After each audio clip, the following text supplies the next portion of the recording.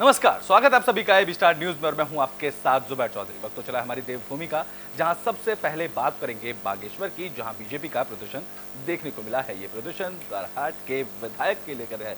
बता दें कि कांग्रेस विधायक का एक वीडियो वायरल हुआ था, जिसके बाद लगातार वो बीजेपी के निशाने पर आ गए हैं और बागेश्वर में भी अब उनके खिलाफ रोष प्रदर्शन देखने को मिला है। तो द्वाराहाट से कांग्रेस विधायक वीडियो वायरल होने के बाद मुश्किलों में घिर गए हैं। बीजेपी ने द्वाराहाट विधायक के खिलाफ मोर्चा खोल दिया है। इस मामले को लेकर बागेश्वर में भी बीजेपी कार्यकर्ताओं ने द्वाराहाट विधायक मदन बिष्ट का पुतला फूका। बता दें कि द्वाराहाट विधायक का इंजीनियरिंग कॉलेज के निदेशक के साथ बदतमीजी करने का वीडियो वायरल हुआ था, जहां मामले को लेकर बागेश्वर से बीजेपी विधायक पार्वती दास और बीजेपी जिला अध्यक्ष इंद्रजीत सिंह ने कांग्रेस विधायक और उनकी पार्टी पर कई गंभीर आरोप लगाए हैं। बीजेपी नेताओं ने इस दौरान कहा है कि विधायक जनप्रतिनिधित्व होता है, पद की गरिमा का ध्यान हर किसी को रखना चाहिए। हर जनप्रतिनिधि की अहम जिम्मेदारी होती है। जहां पार्टी के द्वाराहाट विधायक ने कॉलेज परिसर में घुसकर शिक्षकों के साथ दुर्व्यवहार किया है, जिसके बीजेपी कड़ी निंदा करती है। जगह पुतला दहन और बच्चों के द्वारा भी वहाँ आंदोलन सड़कों पर उनके द्वारा जाम किया गया है। तो हम लोगों ने भी प्रेस वार्ता के माध्यम से इसका विरोध करते हैं कि एक विधायक द्वारा जो जनता का चुना हुआ विधायक होते हैं, उनका जो विधायकी में जो जनता की जो बातें रखने का उनको भेजा जाता है, लेकिन उनके द्वारा जिस प्रकार का प्रकरण ये किया गया है, बहुत निंदनीय प्रकरण है। इसका हम पुरजोर विरोध करते हैं। और ये जनप्रतिनिधि मैंने बताया, विधायक जनता का चुनने के बाद उनको विधानसभा में जगह पुतला दहन और बच्चों के द्वारा भी वहाँ आंदोलन सड़कों पर उनके द्वारा जाम किया गया है। तो हम लोगों ने भी प्रेस वार्ता के माध्यम से इसका विरोध करते हैं कि एक विधायक द्वारा जो जनता का चुना हुआ विधायक होते हैं, उनका जो विधायकी में जो जनता की जो बातें रखने का उनको भेजा जाता है, लेकिन उनके द्वारा जिस प्रकार का प्रकरण ये किया गया है, बहुत निंदनीय प्रकरण है। इसका हम पुरजोर विरोध करते हैं। और ये जनप्रतिनिधि मैंने बताया, विधायक। तो बुलेटिन में बात खटीमा की कर लेते हैं, जहां पे भी बीजेपी का प्रदर्शन देखने को मिला है। ये प्रदर्शन कांग्रेस विधायक को लेकर ही किया गया है। तो खटीमा में भी बीजेपी कार्यकर्ताओं ने द्वाराहाट विधायक के खिलाफ प्रदर्शन किया। नगर मंडल अध्यक्ष जीवन सिंह धामी की अगुवाई में बीजेपी कार्यकर्ताओं ने द्वाराहाट विधायक का पुतला फूंकते हुए जमकर विरोध किया। नगर मंडल अध्यक्ष जीवन सिंह धामी ने कहा है कि द्वाराहाट के विधायक मदन बिष्ट देवभूमि उत्तराखंड की पवित्रता को नष्ट कर रहे हैं। जिस प्रकार से उन्होंने निदेशक के घर जाकर शराब के नशे में अभद्रता की और उनके बच्चों को जान से मारने की धमकी दी, ये देवभूमि का अपमान है। ऐसे जनप्रतिनिधि को जनता कभी माफ नहीं करेगी।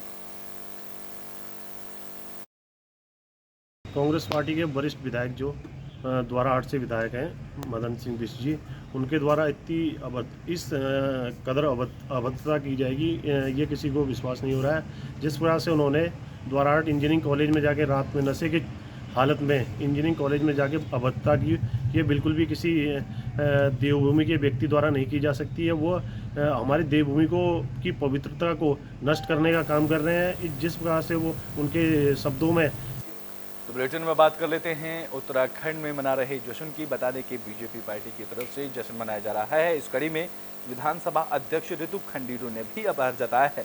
यह आभार महिला आरक्षण बिल लोकसभा में पास होने के बाद जताया गया है। तो लोकसभा में महिला आरक्षण विधेयक पास हो गया है, जिस पर उत्तराखंड विधानसभा अध्यक्ष ऋतु खंडूरी ने खुशी जाहिर की है।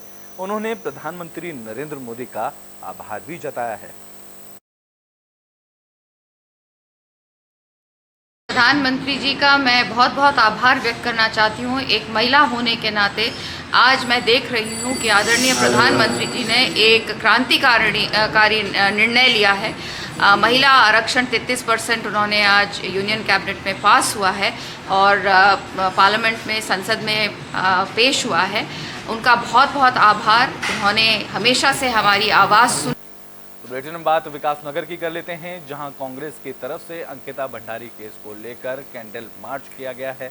इस कड़ी में उन्होंने ये भी पूछा है कि क्या अंकिता भंडारी को अब इंसाफ नहीं मिलेगा, और अगर मिलेगा तो ये इंसाफ कब तक मिलेगा। तो अंकिता भंडारी हत्याकांड को 1 साल पूरा हो चुका है, लेकिन 1 साल बाद भी मामले को लेकर सियासी हल्ला बोल लगातार जारी है। कांग्रेस कार्यकर्ताओं ने विकास नगर बाजार में कैंडल मार्च निकाला और अंकिता भंडारी को श्रद्धांजलि दी। कांग्रेस ने सरकार से मामले में सीबीआई जांच करवाने और वीवीआईपी का नाम उजागर करने की मांग की है। आहट की बेटी अंकिता भंडारी के साथ जिस प्रकार का अन्याय हुआ है, उस अन्याय को न्याय दिलाने के लिए कांग्रेस ने आज कैंडल मार्च निकाला है। हमने सरकार से मांग की कि आप स्कूल खोलने की बात तो कर रहे हैं अंकिता भंडारी के नाम पर, लेकिन मजबूत पैरवी के साथ उसे न्याय दिलाने की बात आप नहीं कर रहे हैं। जब तक अंकिता भंडारी को आप न्याय नहीं दिलाएंगे तो स्कूल खोलने का पहाड़ की बेटी के साथ अन्याय होगा। और हम चाहते हैं कि अंकिता भंडारी को न्याय मिले और धामी सरकार जो अपने को धाकड़ सरकार के नाम से जानती है, पूरे पहाड़ की बेटियों के। तो बुलेटिन में बात कर लेते हैं उत्तराखंड में होने वाली मध्य परिषद की बैठक की, जिस बैठक में 4 राज्यों के सीएम शिरकत करेंगे। बता दें कि ये बैठक 7 अक्टूबर को होगी। तो अब मध्य क्षेत्रीय परिषद की बैठक 7 अक्टूबर को टिहरी जिले के नरेंद्र नगर में होने वाली है। इस बैठक में सभी 4 राज्यों के मुख्यमंत्री और अधिकारी भाग लेंगे। बैठक गृह मंत्री अमित शाह के नेतृत्व में आयोजित की जाएगी। इससे पहले ये बैठक 24 सितंबर को आयोजित की जानी थी, लेकिन अब ये बैठक 7 अक्टूबर को होगी। इस बैठक में करीब 30 से ज्यादा मुद्दों पर चर्चा की जाएगी।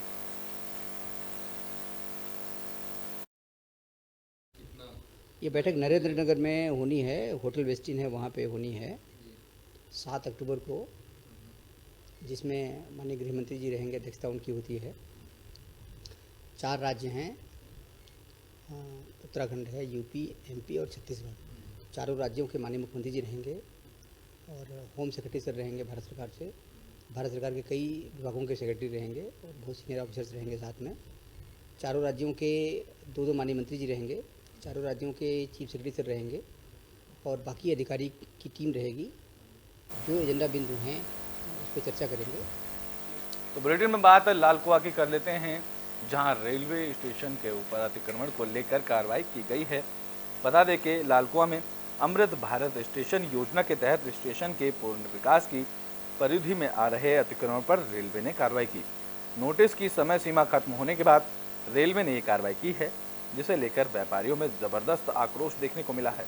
व्यापारियों के बढ़ते आक्रोश को और बढ़ती भीड़ को देखते हुए रेलवे, स्थानीय पुलिस और प्रशासन ने पुख्ता इंतजाम किए थे, जिसमें इन लोगों को हमने 15 दिन का समय दिया था खाली करने का, एविक्शन का, परंतु इनके द्वारा जो है वो 15 दिनों में खाली नहीं हुआ। तो आज जो है डीएम के आदेशानुसार हम लोग जो रेलवे की ज़मीन में जितना अतिक्रमण था उसको हम तोड़ रहे हैं। कितनी बच्चे थी यहाँ पर? एक धर्म काटा था, एक उर्मिला मिश्रा करके है और एक जाकिर अली करके, ये 3 लोग थे। इन 3 लोगों को जो है पहले भी नोटिस सर्व हो चुके थे और आज जो है रेलवे ने कार्रवाई इनके एविक्शन ना होने पर की है। नगर की तरफ से जो पत्राचार हुआ है उसके क्रम में जिलाधिकारी महोदय के निर्देश के क्रम में मुझे मजिस्ट्रेट नियुक्त किया गया है। इसके तहत टीम द्वारा अभी ध्वस्तीकरण की कार्रवाई चल रही है। कितना है ये मामला चल रहा था? तो बुलेटिन में बात हरिद्वार की कर देते हैं। बता दें कि डेंगू को लेकर उत्तराखंड सरकार सतर्क नजर आ रही है, अलर्ट नजर आ रही है। इस कड़ी में मंत्री धन सिंह रावत ने समीक्षा बैठक की है। तो डेंगू के बढ़ते मामलों को देखते हुए हरिद्वार जिला प्रशासन ने डेंगू के लिए 100 नए बेड की व्यवस्था करने जा रहा है। हरिद्वार पहुंचे स्वास्थ्य मंत्री धन सिंह रावत ने अधिकारियों के साथ समीक्षा बैठक की और अलग अलग नगर निकायों में डेंगू का हाल जाना। देहात क्षेत्र के स्वास्थ्य विभाग के कई अधिकारी डेंगू की व्यवस्थाओं पर संतोषजनक जवाब नहीं दे सके, जिस पर बैठक में मौजूद विधायकों ने नाराजगी जताई। मंत्री धन सिंह रावत ने स्वास्थ्य विभाग समेत बाकी अधिकारियों को डेंगू से निपटने के लिए मुस्तैदी से काम करने के निर्देश दिए हैं। साथ ही मंत्री धन सिंह रावत ने कहा है कि अधिकारियों और कर्मचारियों को फंगिंग का काम युद्ध स्तर पर करने के निर्देश दिए हैं। सरकारी अस्पतालों में 100 बेडों की व्यवस्था बनाई जा रही है। नगर पालिका, नगर पंचायतों में फॉगिंग की व्यवस्था जो है युद्ध स्तर पे की जाएगी और कोई भी अगर डेंगू का मरीज अगर पॉजिटिव होता है और उसकी क्रिटिकल स्थिति होती है या उसको हॉस्पिटल जाना पड़ता है तो आयुष्मान में उसका इलाज फ्री किया जाएगा। हमारे सरकारी हॉस्पिटलों में भी डेंगू के मरीजों का इलाज सबका निःशुल्क किया जाएगा। और 100 बेड हम हरिद्वार ज़िले में डेंगू के लिए अलग से व्यवस्था भी बना रहे हैं ताकि कोई भी मरीज। तो बुलेटिन में बात कर लेते हैं बागेश्वर की, जहां विधायक पार्वती दास ने डमरीकरण के काम को लेकर शुभारंभ किया है। तो बागेश्वर विधानसभा के गरुड़ ब्लॉक में कज्यूली कुटफुलवारी मोटर मार्ग का डमरीकरण का काम होना है, जिसका शुभारंभ बागेश्वर विधायक पार्वती दास और बीजेपी के पूर्व जिलाध्यक्ष शिव सिंह बिष्ट ने किया। बता दें कि मोटर मार्ग पर 4 किलोमीटर तक 239 लाख की लागत से डमरीकरण का काम होना है। डमरीकरण का काम होने के बाद इसका फायदा स्थानीय जनता को मिलेगा। जहां स्थानीय जनता को फायदा मिलने को लेकर इस कड़ी में ही बागेश्वर विधायक पार्वती दास और बीजेपी के पूर्व जिलाध्यक्ष शिव सिंह बिष्ट की तरफ से डमरीकरण के काम का शुभारंभ किया गया है।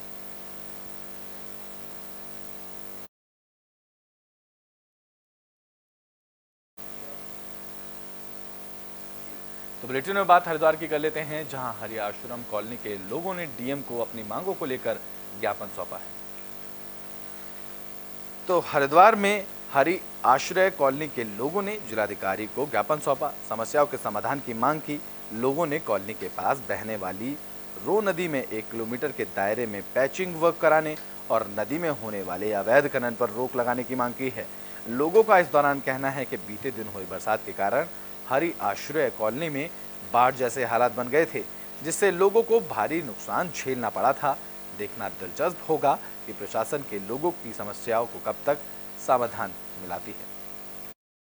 मामला ये है कि जो पीछे जो काफ़ी बरसात हुई है, बरसात के कारण जो पानी का बहाव आया है वो काफ़ी तेज़ के कारण जो नदी का जो रुख हुआ वो रो नदी का पूरा रुख जो है हरि आश्रय कॉलोनी के साइड में हुआ, जिसके वजह से जो पानी आया बहुत ही नुकसानदायक हुआ। लोगों के घर में घुसे, लोगों के काफ़ी जान माल के नुकसान हुआ उसके अंदर।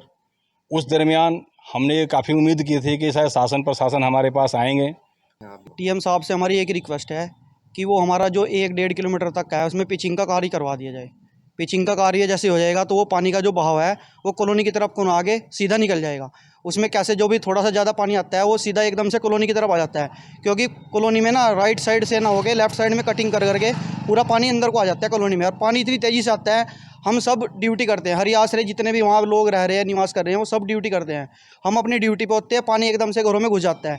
इस बार भी 2 या 3 बार पानी आया और सीधा घरों में घुस गया। कुछ ग्रामीण मेरे पास आए थे, उन लोगों की 2-3 समस्याएं थी। एक उन्होंने बताया कि अभी जो पिछले महीने जुलाई अगस्त में जो बरसात हुई थी, बरसात के कारण गांव में पानी भरा था और पानी से उनका नुकसान हुआ था, तो नुकसान का उनका मुआवजा नहीं मिला है।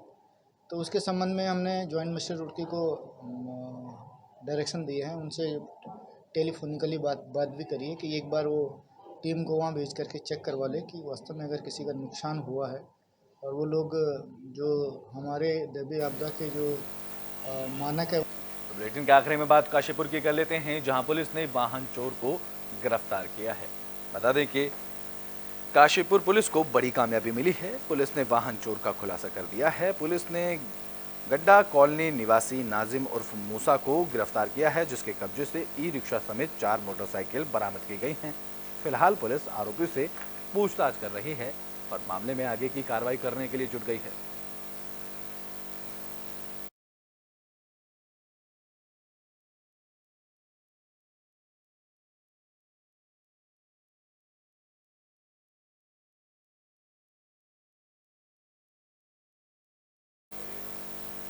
उत्तराखंड के बुलेटिन हमारी देवभूमि में अभी के लिए बस इतना ही। देश और दुनिया की तमाम खबरों के लिए देखते रहें एबी स्टार न्यूज।